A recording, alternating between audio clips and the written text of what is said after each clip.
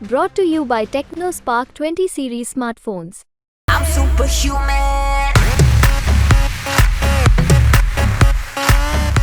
कल यानी शनिवार को फरीदाबाद में मतदान होना है और इस समय हम मौजूद हैं बड़खल विधानसभा के डिस्पैच सेंटर पर, जहां का निरीक्षण करने फरीदाबाद के डीसी खुद पहुंचे हैं, क्योंकि यहां से पोलिंग पार्टीज विभिन्न बूथों पर भेजी जा रही हैं। किस तरह की व्यवस्था है, क्या मुआयना किया है, डीसी साहब हमारे साथ बातचीत करने के लिए मौजूद हैं। विक्रम सिंह यादव हैं, बात करते हैं उनसे। डीसी साहब मौजूद हैं आप यहाँ बड़खल सेंटर पर, किस तरह की व्यवस्था है?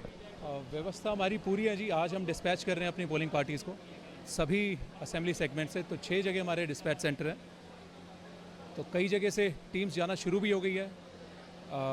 तो हमारी कोशिश है कि दोपहर से पहले सभी टीम्स को विदा कर दें और अपने सेंटर्स पे जाके वो पहुँचें, अपने अरेंजमेंट देखें वहाँ पे। और साथ ही मैं बताना चाहूँगा हमारे 1572 हमारे बूथ हैं पूरे ज़िले में। वहाँ पे हमने अश्योर्ड मिनिमम फैसिलिटीज़ भी दी हैं और गर्मी से निपटने के लिए जो इंतज़ाम करने हैं वो भी हमने करे हैं, ताकि हमारी पोलिंग पार्टी भी और जो लोग वोट करने आए उनके लिए भी इंतज़ाम रहें और किसी को चाहे गर्मी से या किसी और चीज़ के कोई इशू फेस ना करने पड़े।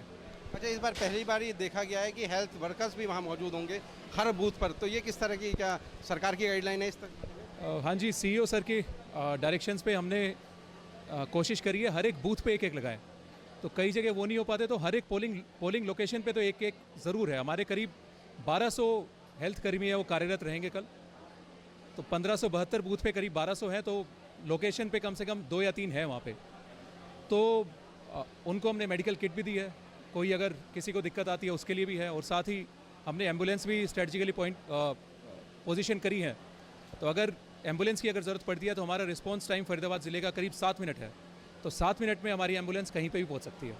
अच्छा, कितने एम्प्लॉयज़ में पूरी फंक्शन है उसमें कितने एम्प्लॉयज़ को एम्प्लॉयड किया गया है? जैसे कि 1572 हमारे बूथ हैं, तो 4 कर्मचारी पोलिंग पार्टी के, 1 कर्मचारी पुलिस की तरफ से। तो करीब अगर यही देखें इसमें रिज़र्व मिला के 10-11 हज़ार तो यही बन जाते हैं। इसके अलावा जो बाकी जो डिस्पैच सेंटर पे या फिर जो बाकी पेट्रोलिंग पार्टीज़ हैं या फिर हमारे सेक्टर सुपरवाइज़र्स हैं, तो करीब अगर मैं कहूँ कि पूरे ज़िले में करीब मेरे ख्याल 13-14 हज़ार हमने लोग लगाए हैं जो सारा काम कर रहे हैं। सरकारी कर्मचारी, चाहे वो सेंट्रल गवर्नमेंट के हों चाहे स्टेट गवर्नमेंट के हों, सभी हमने लगाए।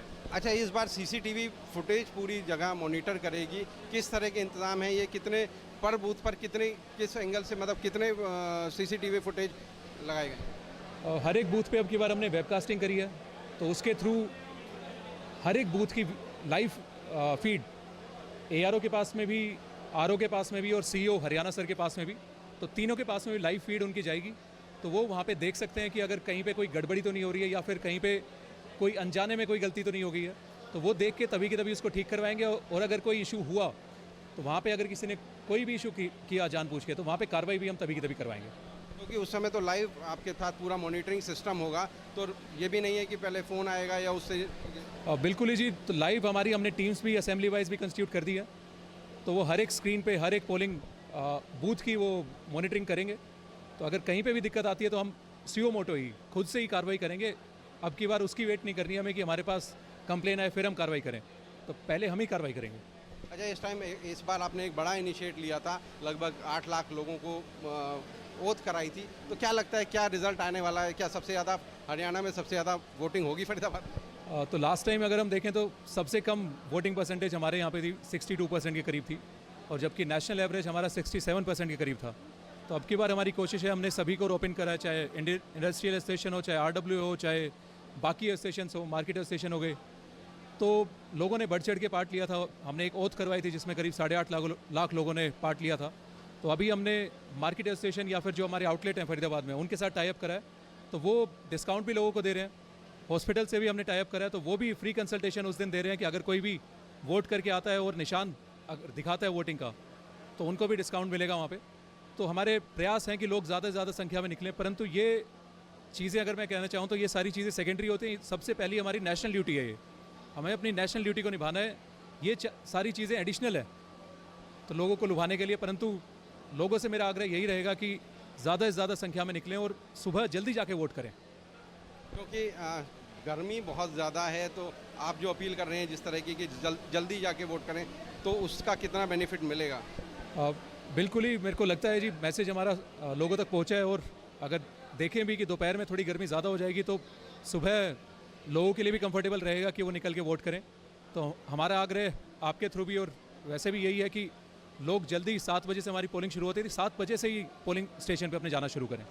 आखिरी सवाल कि इस बार ऐप भी लॉन्च किया गया है, एक बार ऐप बता दीजिए, क्योंकि अगर कहीं भीड़ है तो लोग ऑनलाइन देख के उस समय अपनी सहूलियत के हिसाब से जा सकते हैं। ऐप बता दीजिए। बिल्कुल ही, हमने क्यू मैनेजमेंट ऐप एक CEO सर की तरफ से लॉन्च करा गया है, तो हमने फरीदाबाद में भी इम्प्लीमेंट करा है उसको।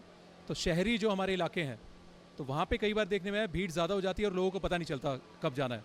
तो शहरी विधानसभा हमारी जो है तो उनमें ऐप के माध्यम से लोग देख सकते हैं कि लाइन में अभी कितने लोग हैं, तो उसके हिसाब से वो प्लान कर सकते हैं। जब लाइन में कम लोग हैं तब जाके वो वोट कर सकते हैं। फिर चलिए हमसे बात करने के थैंक यू जी, थैंक यू। तो ये थे हमारे साथ फरीदाबाद के DC विक्रम कुमार यादव, जो बता रहे थे कि जो वोटिंग 25 तारीख को यानी जो कल वोटिंग होनी है उसकी तैयारियां पूरी कर ली गई हैं। यहाँ से डिस्पैच पार्टीज़ भेजी जा रही हैं अलग अलग बूथों पर, और सुरक्षा के और जो तमाम इंतज़ाम पूरे कर लिए गए हैं। पूरी जो पोलिंग का जो प्रोसेस होगा वो CCTV के माध्यम से मॉनिटर किया जाएगा।